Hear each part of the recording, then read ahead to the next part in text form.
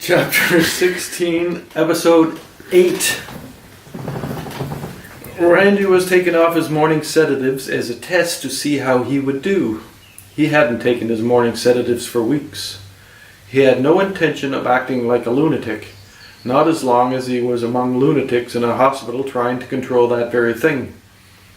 Randy was smarter than your average hateful rebel without a clue. He wasn't aware that he had billions of years of animal instinct working for him, but he knew he had something going for him, some basics. From there he could reason. He didn't have much to go on. He had to find a direction and move toward it. It was a law of the universe that couldn't be broken. Randy didn't understand physics, but he understood that rule. He hadn't lost his distrust for people with color, but he had lost his grip on it. If he moved, he could drop it. And he had to move. He needed to understand where he was to find his direction. The captain was obviously the right choice. No one else made sense like he did. Not even the white nurses who spoke in platitudes. They spoke their words like the educated folk. He noticed that, but they said nothing. Captain Crunch was different. He had things to say before he spoke. He knew about things. Randy had to talk to him if he wanted to talk to anyone about anything other than pills, food, piss, and shit. For the captain, it was a pleasure to have someone to teach. He had never had a more eager student. Randy's curiosity was a delight for the captain. Randy had learned how to read in school, like many Americans. He didn't care for it. Reading was for queers and losers. Why read when you could go out and take some kind of amphetamine, steal some drunk's booze, and party through the night until you passed out on someone's floor or backyard or street, soaked in piss? The ward's library was not extensive. It was the captain's project. He had brought many books with him.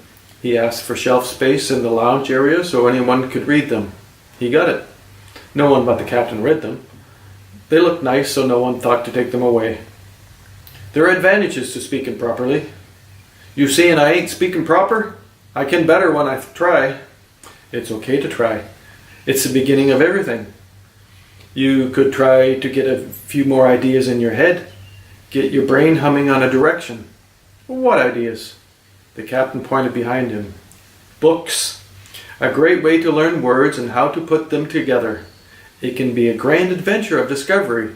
You might find a key in one book to open a door to another world, and there you may find a key. Why not go straight to the last door?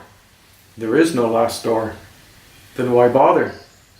Many people went through many doors before we had that. The light switch? Captain, the result of opening many doors, many years of opening doors. Our great-grandfather's forefather sat down with a brilliant idea to smack stones together to make a spearhead. 250,000 years ago.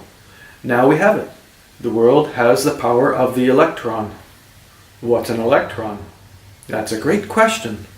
Are you going to answer it? No, I think you should tell me.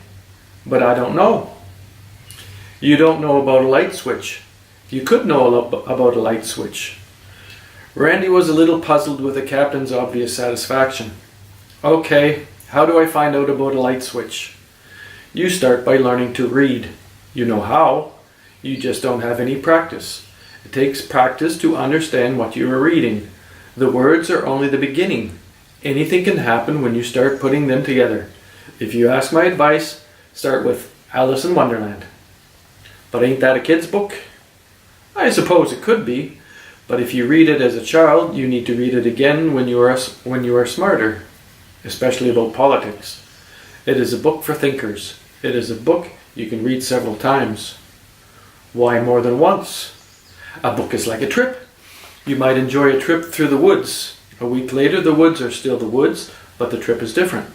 The better you know the woods, the more you see things you didn't know how to see until you knew your way through it.